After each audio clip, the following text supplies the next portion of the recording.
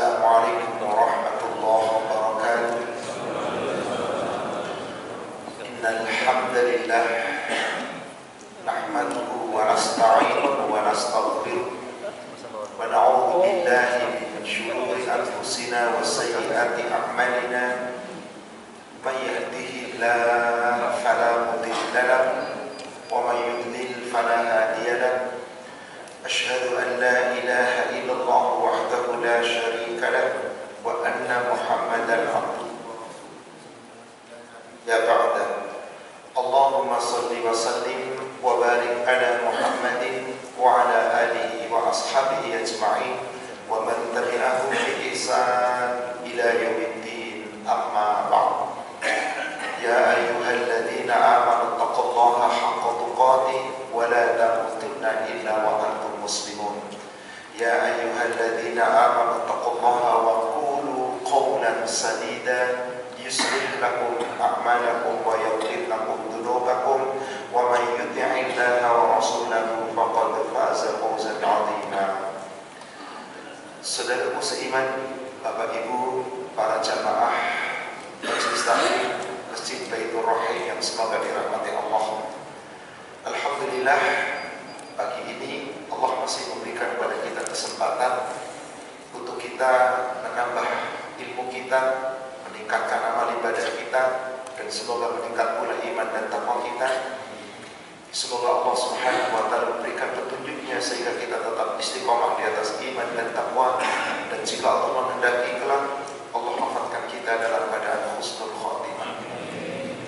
Salawat serta salam semoga terlimpahkan, tercurahkan kepada Nabi kita Rasulullah Muhammad sallallahu alaihi wasallam.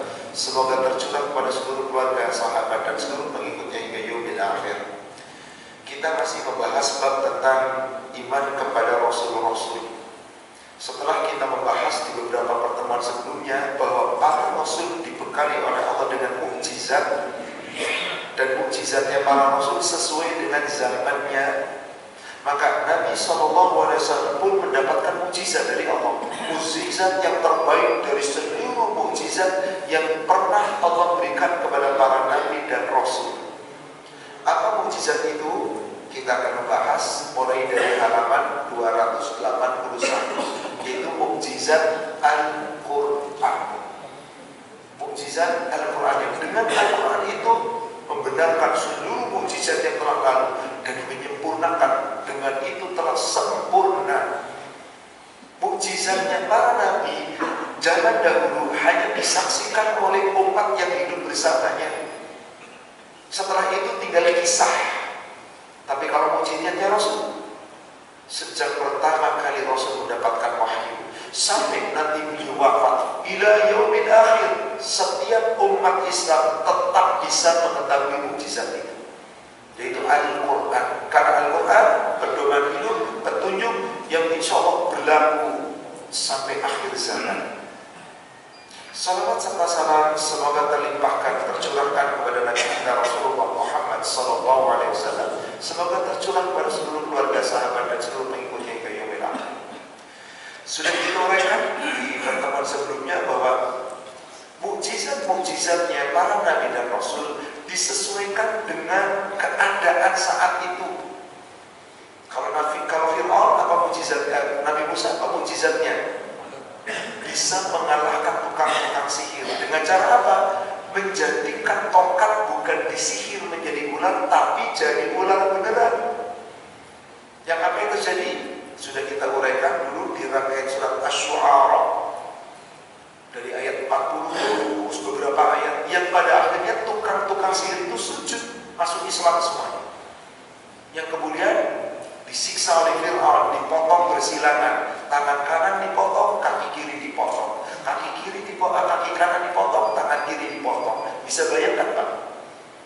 Gak ada kaki satu, gak ada tangan satu Pak. Keseimbangannya bagaimana? Inilah cara kita menyiksa mereka. Apakah mereka surut? Tidak. Mereka tetap sujud. Sebab apa? Tahu yang dilakukan Musa bukan sihir, benar-benar jadi ular beneran. Dan itu salah satu penggalan ayatnya disebutkan ketika di surat Asy-Syu'ara ayat 46 di sini sampai ayat 48. Faqul qiyas sajidin. Ketika ketika telah terjadi nyata Fir'aun Musa bukan sebagai tukang sihir, tapi betul-betul menjadikan tongkat itu menjadi ular beneran dan ditelannya ular-ular sihir daripada tukang-tukang sihir, maka kemudian mereka tukang sihir itu dibuat menyungkur sujud. Qalu amanna bi rabbil alamin. Seketika itu mengatakan kami beriman pada Allah Rabb semesta alam, Rabb Musa wa Harun, Rabbnya Musa dan Harun. Kami tidak beriman kepada Fir'aun yang telah mengaku dirinya Tuhan. Kemudian berikutnya di sini mujizat-mujizatnya Nabi Isa disebutkan di situ. Di saat Nabi Musa hidup, di situ ilmu pengobatan tabib lagi digadang-gadang. Betapa banyak tabib-tabib yang hebat bisa menyembuhkan penyakit, tapi tidak ada satupun tabib yang bisa menyembuhkan orang buta bisa melihat. Tidak pula satupun tabib yang bisa menyembuhkan orang berpenyakit sopak, berpenyakit kulit, belang-belang, sempurna mulus. Tidak pernah ada benda mati dihidupkan. Tidak pula ada orang mati bisa dihidupkan. Tapi Nabi Isa, mukjizatnya semuanya Allah buktikan. Burung dibuat dari tanah, ditiup, terbang, hidup beneran. Orang buta sejak lahir tidak pernah melihat, diusap oleh Isa, kemudian bisa melihat seketika. Kemudian ketika ada orang terkena penyakit sopak yang penyakit kulitnya tidak mulus, diusap. Ada orang sudah mati, diusap. Maka Nabi Isa dijuluki apa? Al-Masih. Apa itu Al-Masih itu? Yang mengusap. Isa Al-Masih. Dajjal apa julukannya? Al-Masih Dajjal. Dajjal juga Al-Masih. Bagaimana caranya? Bukit diusap oleh Dajjal jadi roti. Sungai diusap oleh Dajjal jadi seperti air. Seperti api. Giliran api diusap oleh Dajjal menjadi air. Orang sakit diusap oleh Dajjal sembuh. Orang mati diusap oleh Dajjal hidup. Dimatikan lagi mati. Maka Dajjal itu disebut Al-Masih. Bedanya apa? Kalau Al-Masih, Dajjal itu dalam kedurhakaan diberikan ilmu oleh Allah untuk membuktikan orang yang beriman yang mana. Kalau yang beriman gak bakal ikutin Dajjal, karena Dajjal bukan Nabi. Sementara kalau orang yang tidak beriman, wih Dajjal hebat. Maka kita diberitahu Allah untuk apa? Berlindung dari Al-Masih Dajjal. Tiap sholat, tiap selesai sholat. Apa doa kita Pak di dalam sholat Pak? Hadis sahih dari Imam Muslim dari Sa'ad bin Abi Waqqas. Allahumma inni a'udzubika min adzabi jahannam wa min adzabil qabr wa min fitnatil mahya wal mamat wa min syarri fitnatil masiihid dajjal. Berlindung kepada Allah dari fitnahnya Dajjal. Yang Dajjal itu menjerumuskan, tapi tidak perlu khawatir. Kita insya Allah akan terhindar dari fitnah Dajjal kalau kita berada di jalan lurus. Salah satu terhindar dari fitnah Dajjal apa? Hafalkan surat Al-Kahfi ayat 1 sampai 10 atau 10 ayat terakhir. Ayat 101 sampai 110. Siapa yang menghafalkan surat ini, memahami dan mengamalkannya, maka akan terhindar dari segala bentuk fitnah Dajjal yang menjerumuskan. Tapi jangan cuma dihafal Pak, dipahami, diamalkan. Karena Quran menjadi mukjizatnya Nabi kita Muhammad sallallahu alaihi wasallam. Maka ini yang akan kita bahas. Manakala orang-orang Arab adalah orang-orang yang ahli di bidang berbicara dan berkhutbah, ahli syair, mengubah-ubah kalimat-kalimat retorika. Kalau zaman sekarang ahli sajak, ahli apa namanya, puisi, syair. Zaman dulu Pak, kita belajar bahasa Indonesia kan harus ada mempelajari kan sajak-sajak, syair-syair, puisi-puisi. Siapa yang paling terkenal? Taufik Ismail dan seterusnya. Itu luar biasa sajak-sajaknya. Di zaman Nabi lebih mencengangkan lagi. Sedangkan Nabi ummi, tidak bisa baca dan tidak bisa tulis. Mungkinkah Rasulullah yang nggak bisa baca membuat syair, membuat sajak? Mungkinkah Rasul yang tidak bisa nulis tiba-tiba ada tulisan? Nah inilah, maka dipatahkan dengan Al-Quran. Quran bukan dari Nabi, dari Allah. Ini mukjizat. Karena tidak mungkin orang yang tidak bisa baca dan tidak bisa tulis kemudian diutus oleh Allah kepada kaumnya lalu bisa membawa kebenaran. Tidak mungkin, kecuali atas wahyu. Maka di surat Al-Jumu'ah, surat 62 ayat pertama, apa firman Allah? Ayat yang kedua,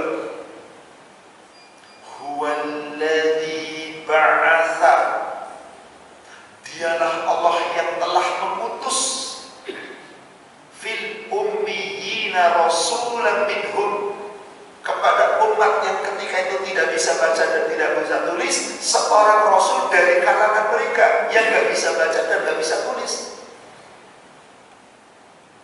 Yatslu alaihim ayatihi wa yuzakkihim wa yu'allimuhumul kitab wal hikmah, yang membacakan kepada mereka, menjelaskan kepada mereka ayat-ayatnya, bukan syairnya Nabi, tapi ayat dari Allah. Wa yuzakkihim, dan menyucikan umatnya menuju kepada kebenaran, mengajak kepada kebenaran, kembali kepada Allah.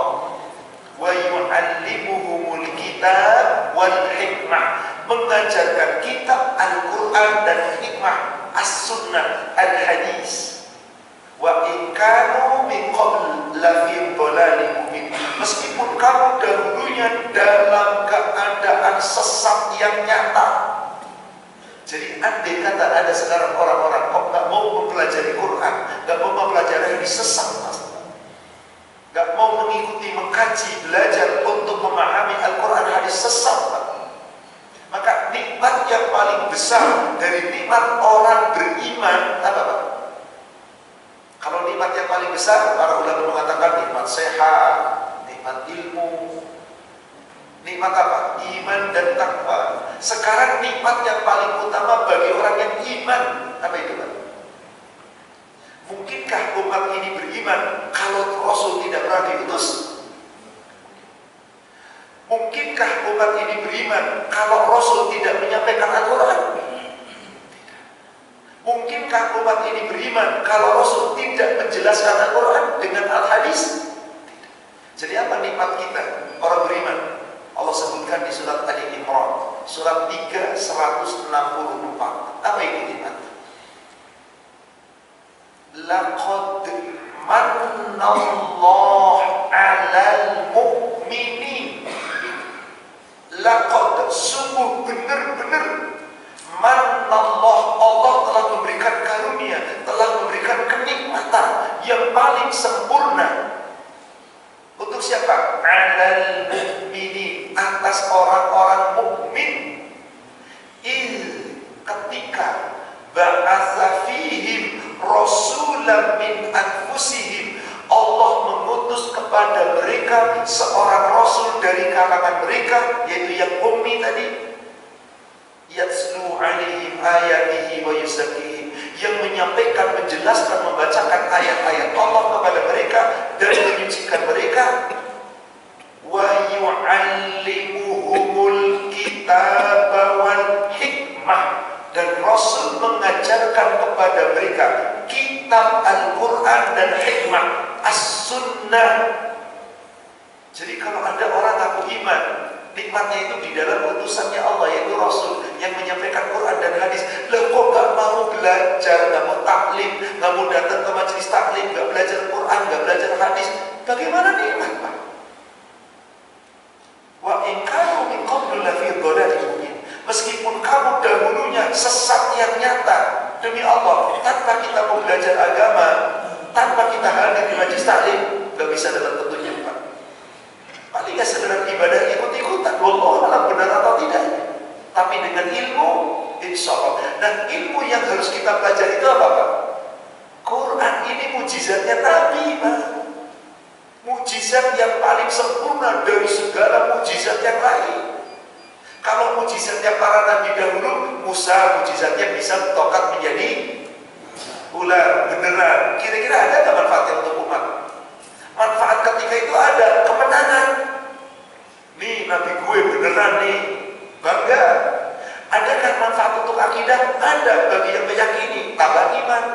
Tapi untuk orang yang gak pernah ketemu dengan Musa ada manfaatnya kan? Cerita. Tapi bukan dongeng. Kalau dongeng itu once upon a time did, suatu ketika, suatu masa terjadi. Cerita bohong. Pada suatu ketika gak ada zamannya itu. Namanya dongeng. Tapi kalau kisah nyata ada betul-betul. Mukjizat itu kisah nyata yang kita tidak lihat, tapi ada kisahnya diabadikan oleh Allah di dalam Al-Quran. Kalau ada yang berkata, maaf, anak milenial zaman sekarang biasanya segala sesuatu itu harus dengan apa? Logika, betul? Ilmiah, betul? Kira-kira Islam ilmiah gak? Islam ilmiah gak? Quran ilmiah gak? Dari mana Bapak bisa tahu Quran ilmiah? Ya? Baik. Apa sih yang disebut ilmiah itu kan? Wah gak ilmiah, wah gak ilmiah. Tapi kalau lagi belajar fisika, semua rumusnya Albert Einstein. Ilmiah enggak? Ilmiah nih, kitabnya nih jelas. Ketika tentang belajar tentang siapa yang pertama kali membuat listrik, Thomas Alva Edison, ada ilmiah ini. Apa sih ilmiah itu? Ilmiah itu kan kata dasarnya dari ilmu. Ilmiah berarti apa? Semuanya berlandaskan ilmu. Benar apa enggak? Sekarang, Quran ilmiah enggak? Dari mana ilmiahnya? Coba jawaban singkatnya. Siapa yang menyampaikan Quran? Bukan Allah. Yang menurut saya dulu. Betul, yang menyampaikan Quran adalah Rasulullah. Siapa yang menurunkan Quran untuk Rasul? Dibawa oleh siapa? Jibril yang sangat cerdas. Kira-kira Allah itu namanya apa? Nama Allah Asmaul Husna. Tentang ilmu, nama Allah apa? Al-ilmu, yang maha mengetahui, yang maha berilmu. Al-alim, yang maha mengetahui. Siapa yang bisa mengalahkan ilmunya Allah? Siapa? Sampai Allah katakan di surat 31, surat Luqman, ayat yang ke-27, jika engkau hendak berbicara tentang ilmu Allah, law annama fil ardi min syajaratin aklam, seandainya di bumi ini semua pohon-pohon ditebang jadikan alat tulis, jadikan pena, wal bahr, tintanya adalah lautan dan seisinya dikuras jadi tinta. Setelah ditulis ilmu Allah, habis tinta itu, yamudduhu min ba'dihi sab'an, ditambah lagi dengan 7 lautan yang sama. Bisa nggak ditulis ilmunya Allah? Al-Khurim ma nafidat kalimatullah. Gak habis-habisnya tuh ditulis ilmunya Allah, kalimatnya Allah. Penjelasan Quran gak bisa dijelaskan dengan tinta 7 laut sekalipun pohon ditebang jadi alat tulis. Lalu ada manusia kok merasa pintar dengan akalnya. Ya Allah, Anda gak ada apa-apanya kecuali Anda menyampaikan yang hak. Bukan Anda yang pintar, tapi Allah yang telah memberikan Anda ilmu. Maka Allah itu Al-Alim, Al-Alim, yang maha mengetahui, yang maha berilmu. Ilmunya gak terbatas, gak terbayangkan. Maka semua firman Allah jadi ilmiah apa tidak? Ilmiah, dari yang maha berilmu kok. Lalu mengatakan, Quran gak relevan, Quran gak ilmiah. Inna lillahi wa inna ilaihi. Maka pantas ketika Quran diwariskan oleh Allah kepada Nabi SAW dan Nabi wafat diwariskan kepada umatnya, apakah setiap umat Nabi mau terima Quran? Dijelaskan di dalam surat Fussilat, surat 41, bahwasanya Quran itu di ayat 42 dikatakan la ya'tihi al-batil min baini yadayhi wala min khalfihi tanzilu min hakimin hamid. Quran itu sekali-kali tidak didatangi dari yang batil. Quran itu sekali-kali tidak didatangi oleh kebatilan. pasti benar, hak, dan tidak didatangi dari sebelah kanan maupun di sebelah kirinya. Wala binafsi, dari kanan nggak bisa, dari kiri nggak didatangi, depan belakang nggak.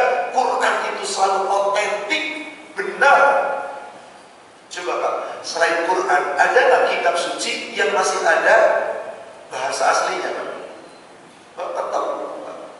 Kitab Taurat, kitab Injil nggak ada lagi, karena sudah buatan manusia, maka nggak ada bahasa aslinya Pak. Kalau Quran sejak Allah wahyukan ila yaumil akhir tetap ada, hanya boleh diterjemahkan tiap negara, ada terjemahan, tapi aslinya tetap ada. Ini Allah jamin tidak akan didatangi kebatilan, baik itu dari depan maupun dari belakang, karena diturunkan dari Allah yang maha perkasa dan Allah maha terpuji. Lalu kemana Quran itu diturunkan? Kemana Al-Quran itu diwariskan? Surat 35, surat Fatir ayat 31 dan 32. Walladzi auhayna ilaika minal kitabi huwal haqq musaddiqan lima baina yadayhi innahu bi'ibadihi la khabirun basir. Dan apa yang telah kami wahyukan kepadamu ya Muhammad, yaitu dari Al-Quran, itu benar-benar Allah turunkan. Quran itu apa? Membenarkan seluruh kitab-kitab sebelumnya. Huwal haq, itu benar dari Allah, bukan buatan Nabi. Ini mukjizat dari Allah yang bisa dilihat oleh umat manusia sampai akhir zaman. Musaddiqan lima baina yadayhi, membenarkan seluruh kitab-kitab sebelumnya. Dengan adanya Al-Quran, Taurat, Injil tidak berlaku lagi. Cukup kita imani, tapi mukjizatnya adalah Al-Quran. Innahu, sesungguhnya dia Allah, bi'ibadihi, terhadap hamba-hambanya, la khabirun basir, benar-benar maha menyaksikan, maha teliti, benar-benar maha melihat. Pertanyaan saya adalah, Bapak Ibu, hamba-hambanya Allah itu siapa? Seluruh manusia hambanya Allah, termasuk orang kafir hambanya Allah, atau yang dimaksud hambanya Allah itu hanya orang beriman? Semuanya sepakat? Ya, setiap ada orang diciptakan oleh Allah pasti Abdullah namanya, hambanya Allah. Abdul harus menghamba kepada Allah. Tapi apakah Quran itu Allah wariskan kepada seluruh hambanya Allah? Sesungguhnya diwariskannya iya, tapi apakah yang mau menerima kepada Al-Quran itu Allah wariskan seluruh hamba Allah? Lihat ayat ke-32-nya. Summa awrathna, kemudian kami wariskan Al-Kitab, kitab Al-Quran ini kepada siapa? Alladzina stofaina min ibadina. Kepada siapa? Hamba-hamba kami yang terpilih di antara hamba kami. Orang Yahudi mau terima Quran nggak? Ya udah, nggak dapat warisan. Orang Nasrani mau terima Quran nggak? Nggak dapat warisan. Seluruh orang yang beragama selain Islam mau terima warisan nggak? Dan siapa yang mau terima warisan? Hamba yang terpilih di antara hamba. Siapa itu Pak? Islam yang telah mengucapkan dua kalimat, maka pasti orang yang telah mengucapkan dua kalimat syahadat pasti ridho Quran menjadi kitabnya. Betul? Tapi apakah umat Islam yang telah ridho dengan kitab Quran mau mempelajari Quran? Nah, ini yang jadi masalah. Semoga yang hadir di sini insya Allah termasuk orang-orang yang tercatat sebagai orang yang beriman. Maka umat Islam yang dikasih warisan Quran itu terbagi menjadi tiga. Coba perhatikan. Faminhum zalimun linafsi. Di antara mereka yang mau terima warisan Quran ada yang mendolimi diri sendiri. Siapa itu Pak? Islam tapi nggak pernah megang Quran Pak. Ada apa ada?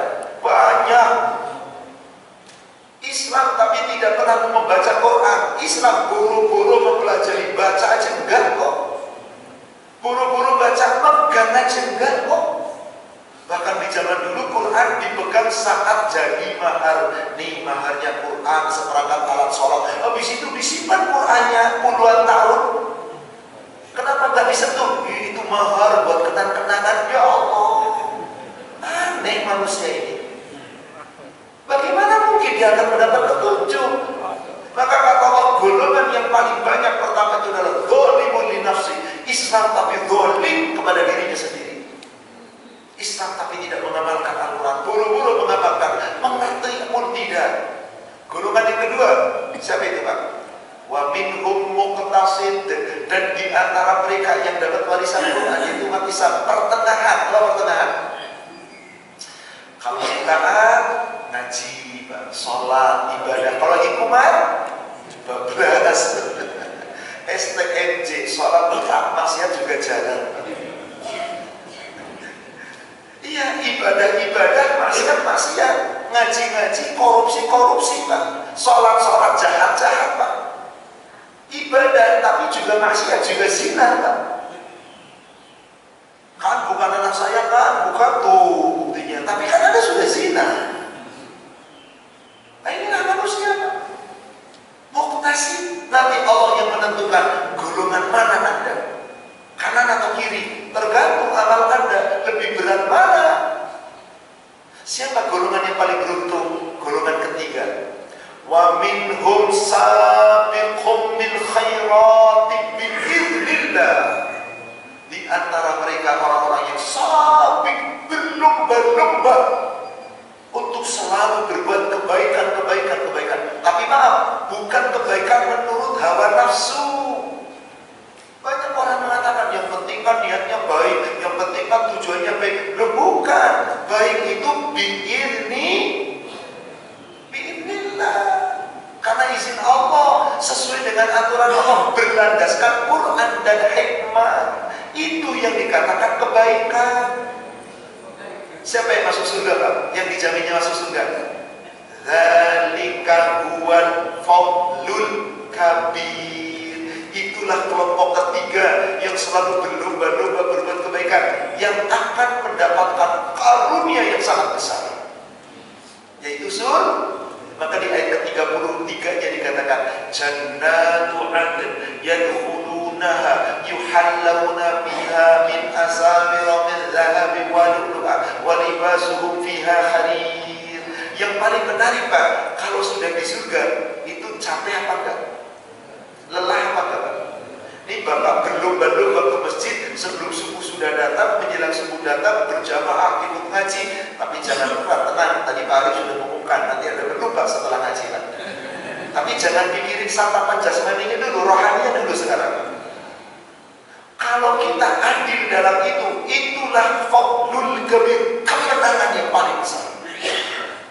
Allah. Surga dikatakan. Kalau sudah di surga, coba lihat ayat ke-35-nya, langsung ke ayat 35-nya.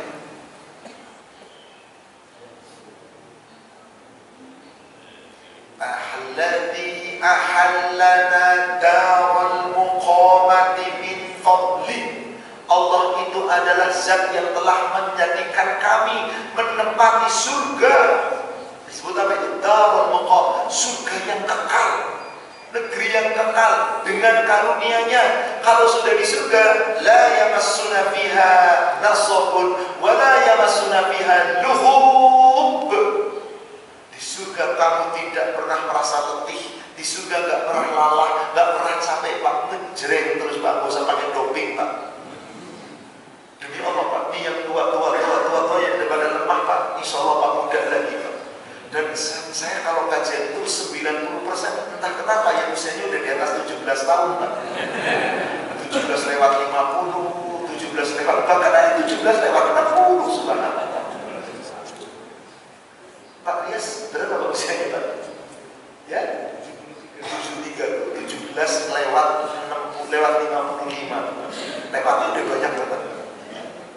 Subhanallah. Tapi yang 17 lewat 10, lewat 20 jarang. Kenapa merasa, Pak? Pede, gue masih panjang hidupnya. Kita udah pada bau tanah. Emang bau tanah mati duluan? Enggak juga. Silakan kita pilih. Mukjizat Quran yang Allah telah berikan kepada kita, mau diapain? mukjizat, sebab ila yaumil akhir tidak ada satupun makhluk yang namanya manusia bisa membuat tandingan Al-Quran meskipun satu ayat. Di sini penulis menyebutkan surat Al-Baqarah surat 2, 23 dan 24. Kan disuruh apa? Suruh membuat tandingan Al-Quran. Wa in kuntum fi raibin mimma nazzalna ala abdina fa'tu bi suratin min mithlih. Hai orang-orang kafir, andai kata kamu ragu tentang apa Al-Quran yang kami turunkan kepada hamba kami sebagai mukjizat kepada Muhammad SAW, silahkan kamu buat semisal dengan Al-Quran, satu ayat saja atau satu surat yang senang, surat yang paling kecil, yang paling pendek, surat An-Asr 3 ayat, pakai. Dulu di zaman Nabi masih hidup ada namanya Musailamah Al-Kadzab, itu nabi palsu pertama. Rasul masih hidup ada nabi palsu namanya Musailamah Al-Kadzab. Lalu membuat surat Al-Asr. Gue bisa nih bikin surat, namanya apa? Bukan Al-Asr, ternyata apa? Bikin surat tentang kelinci. Tapi dikatakan seakan-akan menjadi surat. Nih surat, hei kelinci, sesungguhnya engkau binatang kecil yang berlari ke sana kemari. Inilah kedustaan yang tidak mungkin, gak ada makna. Tapi Allah subhanallah, Imam Asy-Syafi'i mengatakan, demi Allah, andai kata Allah tidak turunkan surat selain Al-Asr ini, cukup untuk kita mengatur waktu sebaik-baiknya. Karena Allah bersumpah, wal 'asr, demi masa, innal insana lafi khusr, manusia semua berada dalam kerugian. Illa, dikecualikan, kecuali siapa yang gak rugi, Pak? Alladzina amanu wa 'amilus shalihat wa tawassaw bil haqq wa tawassaw bis sabr, yang iman dan amal saleh untuk pribadi tapi berwasiat dalam kebaikan dan kesabaran, berwasiat dengan cara yang hak, dengan cara kesabaran, saling nasihat menasihati dengan cara yang baik. Itu orang yang gak bakal rugi. Maka tadi dikatakan, kalau kamu ragu dengan apa yang Allah turunkan kepada Nabi Muhammad, buatkan satu surat seumpama Al-Quran, silakan. Wad'u syuhada'akum min dunillah in kuntum shadiqin. Panggil, kumpul semua pelindung-pelindungmu selain Allah, yang kamu sembah selain Allah, berkumpul menjadi satu, buat surat bareng-bareng. Gak bakal bisa. Maka di ayat ke-24-nya Allah katakan, karena gak bakal bisa, langsung diputuskan ayatnya. Wa in taf'alu wa lan taf'alu.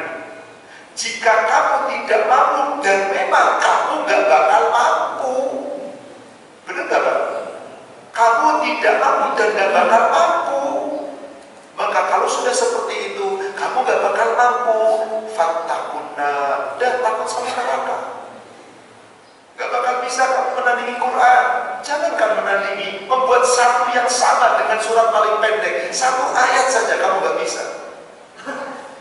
Maka kalau memang kamu gak bisa dan gak bakalan bisa, takut neraka. Ayo Islamlah, pelajari Al-Quran, amalkan Al-Quran dengan dipahami dengan baik dan diamalkan. Fattakunna, takutlah neraka. Kenapa? Waquduhan nas wal hijarah. Karena bahan bakar neraka itu adalah manusia dan batu. Pak, kenapa Allah sebut bahan bakar neraka itu batu, Pak? Kalau manusia memang karena dicampur aduk dengan bahan bakar, seakan-akan menjadi bahan bakar, kan? Bapak, kalau zaman dulu orang masak bahan bakarnya, Pak, sebelum minyak, Pak, minyak terlalu mahal, dulu kayu gratis nyari sendiri, kayu. Kalau ada kayu bahan bakar, kapan disebut menjadi bahan bakar lagi? Kalau ada benda yang ditaruh di situ, apakah batu bara, apakah kertas, apakah minyak dilakukan jadi bahan bakar? Bahan bakar itu habis apa, Pak? Apa satu-satunya bahan bakar yang gak pernah habis, Pak? Batu. Kenapa? Batu itu kalau dipanaskan 3000 derajat meleleh jadi lahar, Pak. Ketika itu panasnya abadi apa enggak, Pak? Terus-terusan panas. Begitu sudah dingin, habis gak sifat batunya? Utuh. Tidak pernah habis, tidak pernah berkurang. Makanya bahan bakar neraka itu nggak pernah kehabisan. Ada terus, batu menyala terus. Maka pernahkah di neraka dingin?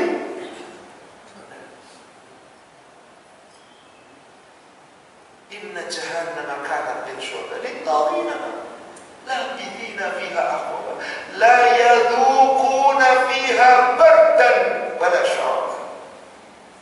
Surat 78, surat An-Naba di ayat yang ke-24. Neraka itu Pak gak ada rasa dingin, gak ada rasa sejuk, gak ada minuman, illa hamiman wa ghasyaq, kecuali air yang sangat panas mendidih dan air nanah. Maka takutlah akan neraka. Waquduhan nas wal hijarah, yang bahan bakarnya neraka dan batu. Uiddat lil, disediakan untuk orang-orang yang kafir. Maaf, kafir di sini yang dimaksud oleh Allah apakah termasuk kafir non muslim? Apakah hanya non muslim? Ada nggak orang Islam disampaikan ayat Al-Quran tapi kafir? Apa maknanya kafir di sini? Ingkar terhadap apa? Ayat-ayat Allah padahal Islam. Kenapa tepatnya Pak? Sama neraka. Allah katakan di surat An-Nisa surat 4 ayat 56. Jadi yang dikatakan kafir oleh Allah dalam Al-Quran tidak selalu non muslim yang tidak pernah mengucapkan syahadat, tergantung konteks ayatnya. Kalau orang kafir mengingkari ayat-ayat atau mengingkari Quran, mengingkari kitab, Quran, semuanya. Kalau orang yang beriman, beriman, mengingkari ayat-ayat. Ayat yang lain dipakai, tapi ayat yang lain nggak dipakai. Kenapa? Ini kalau pakai ayat ini merugikan nih. Ayat riba nih, aduh, gue bisnisnya riba dulu. Kalau ngikutin ayat, gue nggak dapat rezeki. Ayat ini nggak berlaku lah. Itu mengingkari ayat Pak. Ada wanita muslimah, ini ayat disuruh tutup tubuh pakai jilbab. Udah gitu jilbabnya longgar lagi. Gue kan tubuhnya seksi, rambut gue indah, ditutupin. Nggak laku lah ayat kayak gini lah. Secara tidak langsung Pak. Berarti apa? Mengingkari ayat-ayat. Coba lihat ayat itu. Nanti saya 56. Innal ladzina kafaru bi ayatina, sesungguhnya orang-orang yang mengingkari ayat-ayat kami. Al-Qurannya tidak diingkari Pak, tapi ada ayat dalam Al-Quran diingkari. Maaf, para pebisnis yang kalau tender suap menyuap, itu kalau nggak pakai suap menyuap, sukses nggak tendernya Pak? Dijamin 100% gagal. Tapi gimana ya kalau nggak suap menyuap zaman sekarang? Kan sudah datang hadis dari Nabi, la'anallah war rasul al-murshi wal murtashi, dilaknat oleh Allah, dilaknat oleh Rasul orang yang di dalam bisnisnya melakukan suap menyuap. Ini hadis terlalu berat nih, janganlah. Yang penting kan gue banyak sedekah, ngeles terus itu Pak manusia. Apa yang terjadi kalau orang begitu Pak? Saufal muslimin nar, kelak kami masukkan mereka ke dalam neraka. Kullama nadijat juluduhum baddalnahum juludan ghairaha. Setiap kali kulitnya hangus, setiap kali kulitnya hancur, diganti lagi oleh Allah dengan kulit yang baru. Hancur, dibentuk lagi, jadi lagi. Hancur, dibentuk lagi, jadi. Orangnya sama Pak. Supaya apa? Liyadukul adab, biar mereka merasakan azab. Bukankah ayat-ayat ini mukjizat? Ada ancaman, ada kabar gembira, ada peringatan. Supaya apa? Kita punya rasa takut kepada Allah. Disampaikan ayat Allah, kok nggak mau beriman? Bagaimana mungkin? Apa hukumnya orang yang disampaikan ayat Allah tapi tidak beriman? Surat Fussilat, tadi di sini Fussilat ayat 42. Coba kita lihat dari ayat 41-nya. Innal ladzina kafaru, sesungguhnya orang-orang yang mengingkari bidzikri, dengan zikir yaitu Al-Quran, lamma ja'ahum, ketika Quran itu datang kepada mereka, wa innahu lakitabun aziz, pasti orang itu dalam kesesatan, pasti celaka. Quran itu kitab dari Allah yang ada orang datang Al-Quran, lah kok ingkari? Maka bagaimana kita bisa hidup tenang, Pak? Bagaimana mukjizat Quran itu bisa kita amalkan, bisa kita resapi, Pak? Siapa yang ingin hidupnya tenang, tubuhnya tenang, kulitnya tenang, hatinya tenang, satu-satunya, Pak, Quran. Surat 39, surat Az-Zumar ayat 23.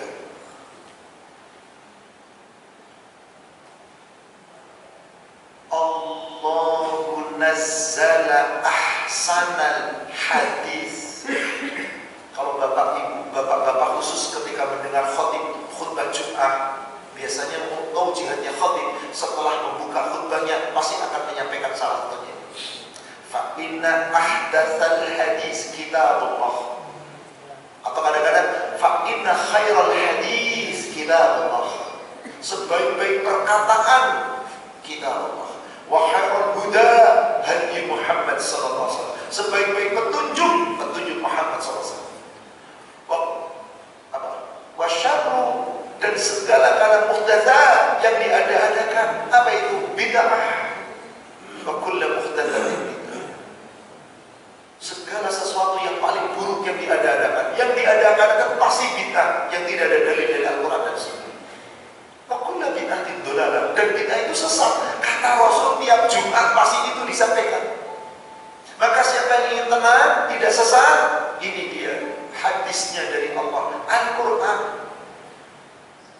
Apa kata Allah tadi kata-katanya? Nazzala ahsanal hadis. Allah yang telah menurunkan sebaik-baik perkataan, kitab Al-Quran, yang dengan kitab Al-Quran itu seorang hamba yang mempelajarinya, yang memahaminya, taqsya'irru minhu juludul ladzina yakhshawna rabbahum. Bergetar kulitnya, tubuhnya orang-orang yang takut kepada Allah. Summa talinu juluduhum wa qulubuhum ila dzikrillah. Kemudian hatinya tenang, tubuhnya tenang, kulitnya tenang, karena selalu mengingat Allah. Dzalika hudallah yahdi bihi man yasha. Ini loh Quran, petunjuk Allah, yang dengan itu Allah beri petunjuk siapa yang Allah kehendaki. Tergantung kita, Pak, mau kemana? Maaf, ini sebuah ilustrasi, Pak. Ada seorang qori, juara internasional, bukan cuma komputer. Dipanggil di sini, bapak-bapak dengerin, baca satu ayat aja. Ayat tadi dibaca, surat 39 ayat 23. Allahu nazzala ahsanal hadis kitaban mutasyabihan mataniyan taqsid, dan seterusnya. Kira-kira hati bapak bergetar apa? Hati ibu bergetar apa? Saya tanya, bergetar karena apa? Pasti ngomong, memberiti gue suaranya bagus banget. Betul apa enggak, Pak? Ketika musabaqah tilawah Al-Quran, yang dipuji, yang dapat juara, yang suaranya paling bagus atau yang paling paham? Demi Allah, enggak ada di Arab Saudi yang namanya MTQ. Bukan untuk diperlombakan, bukan untuk dipamerkan suaranya, dipahami. Giliran Pak Ahmad Susilo yang menyampaikan, kira-kira getar nggak, Pak? Oh, buru-buru suaranya kayak gitu. Cuma tartil doang, nggak ada suara, nggak ada indah-indahnya. Apa aja yang mau bergetar? Betul apa enggak? Sesungguhnya bergetar hati kita, bergetar tubuh kita itu karena indahnya suara atau karena takut sama Allah? Coba ayatnya karena apa? Taqsya'irru minhu juludul ladzina yakhshawna rabbahum. Mungkinkah kita takut kepada Allah dengan membaca Quran? Kalau cuma dibaca nggak ngerti artinya, bablas, Pak. Ancaman neraka masih bisa ketawa-tawa. Ya Allah, jaminan surga masih nggak mau tobat juga. Maka ini, Pak, tadabburi Quran ini mukjizat. Mukjizat yang belum pernah Allah berikan kepada umat siapapun kecuali kepada umat Nabi sallallahu alaihi wasallam, melalui Rasulullah sallallahu alaihi wasallam.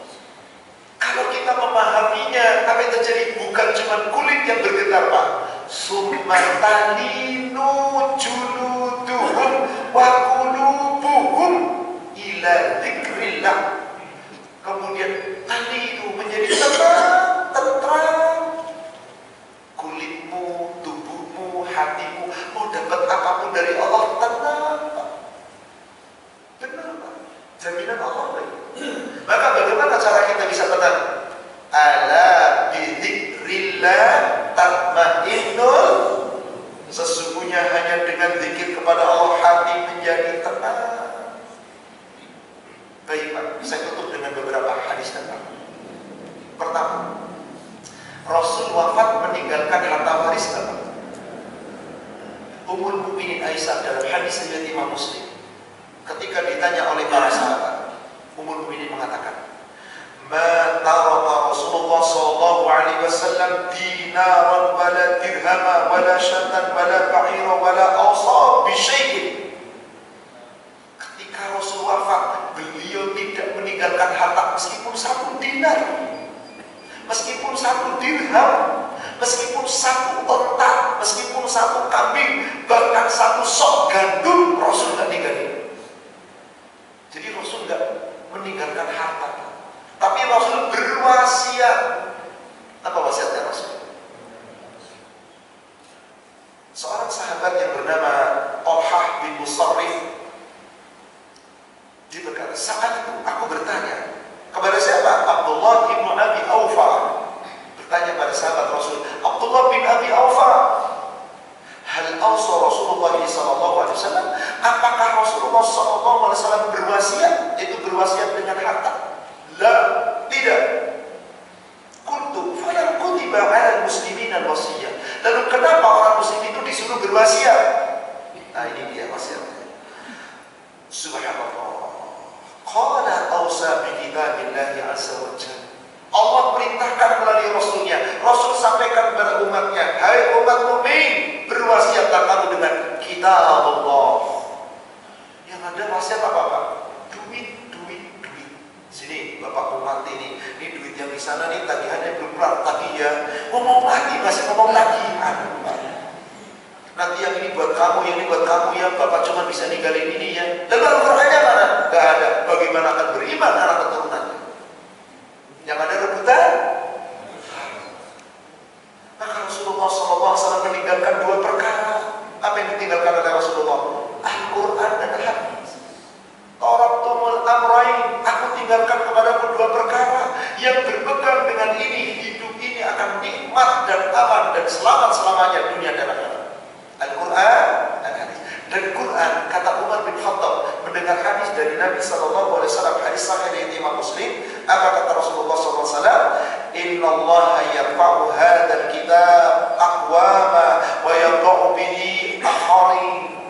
Sesungguhnya Allah meninggikan derajat suatu kaum dengan Al-Quran, meninggikan derajat seseorang dengan Al-Quran, dan Allah merendahkan, menghinakan derajat seseorang karena meninggalkan Quran. Maka suatu ketika Rasulullah wafat, Abu Bakar wafat, Umar bin Khattab menjadi khalifah. Maka suatu ketika Umar bin Khattab dijelaskan secara panjang lebar di dalam hadisnya, Nafi bin Abdullah al-Haris bertemu Umar bin Khattab di Usman ketika diutus menuju ke Usman. Apa kemudian Umar bertanya, siapa yang mengurus Al-Bani? Wilayah itu hai kamu yang mengurus, kamu gubernurnya, kamu menemuiku ke sini, siapa yang urus di sana? Wakilku siapa di sana? Yang menjadi imam, yang menjadi peringatan. Kemudian apa yang terjadi? Nabi bin Abdullah Haris mengatakan, Ibnu Abza. Siapa Ibnu Abza? Aku gak kenal dia. Ibnu Abza itu adalah salah satu dari laki-laki bekas budak kami yang telah kami merdekakan.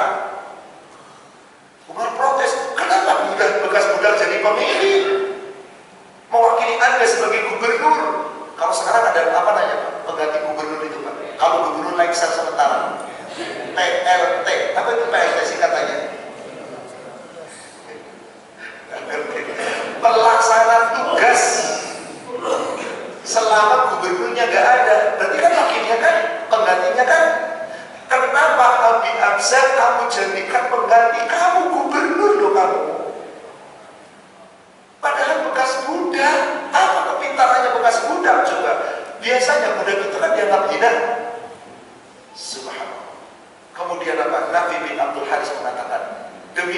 ya Umar bin Khattab, hai Ibnu Khattab, hai anaknya Khattab, dia orang yang paling paham Quran di antara kalangan kami, maka kami jadikan dia pemimpin selama aku tidak ada. Baru Umar bin Khattab ingat hadis Nabi tadi, sesungguhnya Allah meninggikan derajat suatu kaum karena Al-Quran, merendahkan suatu kaum karena. Jadi siapa yang memuliakan Quran? Bukan mulia habis baca. Artinya apa? Nggak ngerti. Lebay. Beneran Pak? Habis baca Quran, satu hari hatam 1 juz, tutup Allahumma arhamna bil Quran waj'alhu lana imaman wa nuran wa hudan wa rahmah. Dipimpin Ustaz, semua ikutan. Adem hatinya, adem dari Hongkong karena ada AC. Lu paham gak? Katanya Allahumma arhamna bil Quran, ya Allah rahmati kami dengan Quran. Lah perbuatanmu gak kayak Quran. Kamu khatam Quran, jauh dari Quran perbuatanmu di luar sana. Waj'alhu lana imaman wa nuran wa hudan wa rahmah. Ya Allah, jadikan Quran itu bagiku ya Allah cahaya, petunjuk dan kasih sayangmu. Bagaimana jadi petunjuk dan cahaya? Kamu gak ngerti kok. Subhanallah. Bukankah kebiasaan itu di negara kita terjadi? Coba orang habis tadarusan Pak, hatam 1 juz, pasti ini Pak. Bagus doanya Pak. Boleh nggak kita berdoa dengan itu? Boleh sekali. Ayo minta. Tapi yang paling penting adalah ilmu kita dimanfaatkan. Tadi pembawa acara Pak Arif, mari kita berdoa untuk kebaikan kajian kita agar ilmunya dimanfaatkan. Apa doanya Pak tadi Pak? Allahumma inni as'aluka ilman nafi'an wa rizqan thayyiban wa amalan. Itu bukan doa nuntut ilmu, bukan. Itu mah doa pagi petang pada subuh. Boleh nggak dibaca itu? Boleh. Tapi untuk menuntut ilmu ada yang lebih sempurna lagi Pak. Bapak tiap pagi sebelum subuh wajib baca doa ini Pak, karena Rasul selalu meninggalkan. Allahumma inni as'aluka ilman nafi'an. Ya Allah, berikan kepada kami ilmu yang bermanfaat. Wa rizqan thayyiban, dengan ilmu yang manfaat rezekiku menjadi baik ya Allah. Wa amalan mutaqabbalan, dengan rezeki yang halal yang baik, semoga amalku dikabulkan. Ini doa menyeluruh. Tapi doa ini dibaca enggak pernah ngaji, ya gimana coba? Maka apa doa kita saat kita mau nyari ilmu? Duduk di majelis ini Bu, Pak. Ada doa yang Rasul nggak pernah meninggalkan doa ini. Setiap beliau mendapatkan pelajaran dari malaikat Jibril ketika beliau hendak mengajarkan pada sahabat. Hadis sahih riwayat Imam At-Tirmidzi dan riwayat Imam Hakim dari sahabat Anas bin Malik. Catat doanya Pak.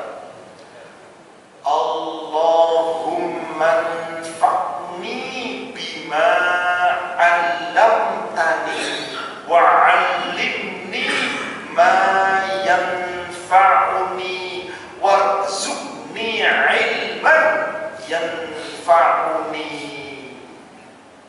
Allahumma anfa'ni, ya Allah berikan manfaat kepadaku ya Allah, bima 'allamtani, dari segala ilmu yang telah Kau ajarkan kepada kami ya Allah.